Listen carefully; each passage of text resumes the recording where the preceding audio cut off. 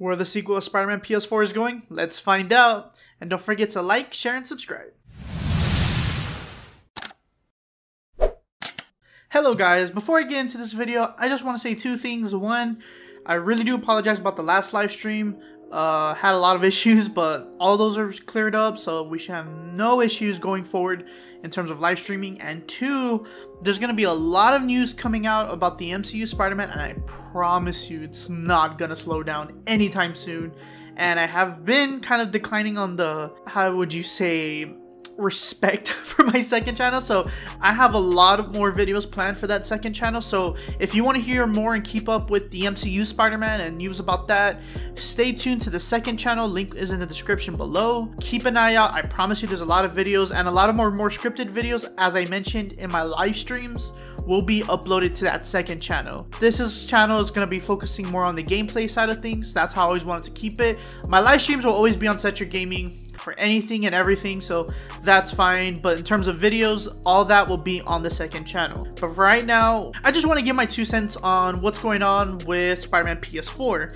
Now, I know it was kind of weird for me because I didn't see anybody talk about this, but the idea that Sony didn't give up the rights to Spider-Man, but at the same time they bought Insomniac Games on the other side of things. Now, I know the film division and the PlayStation division, like, they don't really like work with each other, but I know Sony has been kind of struggling with things and they're slowly kind of finding their pacing back.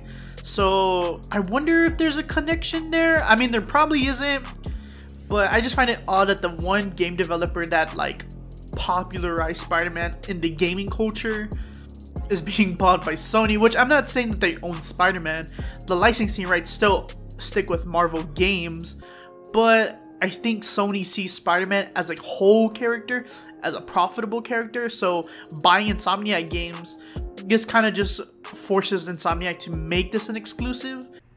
Just kind of threw this in here real quick. I said they didn't give up the rights. What I meant to say was that Sony didn't allow a new deal between Marvel and Disney. That's what I meant to say. We just wanted to fix that. Back to the video, which I always had an opinion saying that they're gonna probably remaster the first Spider-Man on PS4, like future generation consoles, have it multi-platform and remastered in 8K or whatever is gonna be the popular format at the time. But I don't know, it was just kind of something that kind of boggled me, but that's probably a whole nother topic. What I really want to get into is, where do I see the direction of that game going? Because I mean, I'm not gonna lie, I really enjoyed the hell out of that game, but there are so many open ends that are lifted. For one, you got Yuri probably becoming another villain, which if y'all don't know, I'm gonna just leave a link into the description below. So many people talk about this all the time, but I kind of want to keep that a surprise for those who are actually waiting to like see what happens and like they don't know. So that's why I'm not saying it, but if you are interested in where her character goes in the comics, it's in the description. They'll probably link some random YouTubers on there, so tell them that Cetra Gaming sent you. But there's also the idea that Silver Sable has stuff going on, and Mary Jane had to go to that country.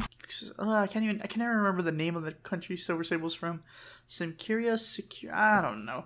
Then you got obviously everybody's talking about Venom, because that's where Harry's story was left off. But I really do believe this is going to be an interesting take on what's going to happen, because I think, in my opinion, I love Venom and I care deeply about the character, but I'm, at least for the incarnation of this universe, I'm kind of more excited to see how the Green Goblin is going to form in this universe, because most Norman Osborns tend to come off as like this young, energetic man, hyped up. Norman comes off as a more older gentleman. And even though I feel like they're trying to find someone closer to the William Dafoe Green Goblin, he still kind of seems a little older than that. And for me, it's just kind of hard to see that guy turn into this muscular, OP kind of guy with a glider. Like, I'm just really curious to see where that's gonna go. And honestly, I'm honestly really excited about it too, because I mean, it's the Green Goblin. He's kind of a really deadly foe for Spider-Man, and especially with knowing his secret identity later on, like, that will get crazy. So, but we know for sure this Norman is obsessed with power, so he's gonna get that power eventually. But I'm really also curious about how Venom's gonna be done, because yeah, fingers are pointing to the idea that Harry is gonna become Venom, Venom, but I think a part of me really wants to see Eddie Brock, and we know he exists. In one of the collectibles you find within the game, Eddie Brock signs a thank you note or a thank you card. I really want to see his interpretation of Eddie Brock,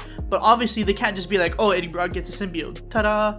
Like, I really think they should build up to him, showing like the transition from hating Peter Parker to hating both Peter and Spider-Man as Venom, you know. But I've seen some clever people come up with clever ways for Insomniac to be like, incorporate Peter wearing the black suit, Harry being Venom, a form of Venom, and then Eddie Brock becoming the definitive Venom in the third title. But I mean, honestly, that end credits scene really just like points at Venom and Green Goblin. Like, yeah, you see the black goo and the black webbing and all that in the tank, but I think it was on purpose that the tank color was green, because that light reflecting on Norman Osborn, like, you know that's Green Goblin right there. You know for a fact that's Green Goblin.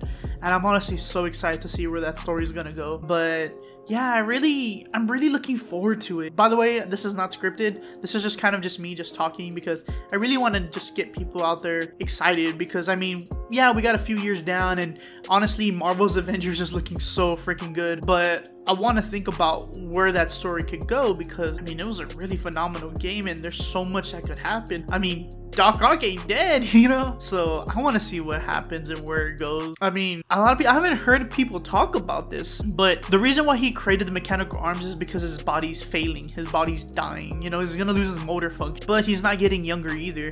I think that's just one step closer to a possible superior Spider-Man storyline within Spider-Man PS4. I mean, that's just my sense on it. I mean, it could be literally anything, but seeing the superior Spider-Man within that game would be one hell of a ride. I mean, there are certain suits that Insomniac refused to put in for story purposes. That's why we didn't get any symbiote suits and stuff like that. I really do believe that the reason why we didn't get a superior Spider-Man suit was because of this idea that he could eventually appear in this universe. And to me, it makes a lot of sense. He knows his identity, you know, he's losing his function, motor skills, he's gonna want a younger body. Doc Ock is really smart. So to me, that seems like an amazing way to kind of go about it. But I mean, who knows? I mean, Superior Spider-Man versus Miles Morales Spider-Man, that's something I would love to see. But who knows? But yeah, guys, I didn't want to keep y'all forever and kind of hold y'all hostage or anything. So I hope you really enjoy this video. I want to just have a little more discussions like this, just kind of throwing my ideas in the air, you know, non-scripted stuff. You know, I promise I have a lot more scripted videos coming. Most of them will be on Cetra too, so I urge y'all to really check out that channel. I assure you, you're not gonna miss out. Anyway, guys, have a great day, and as always, keep it real in the Cetra Nation. Eyes in the sky, gazing far into the night. I raise my hand to the fire, but it's no use, 'cause you can't stop it from shining through. It's true.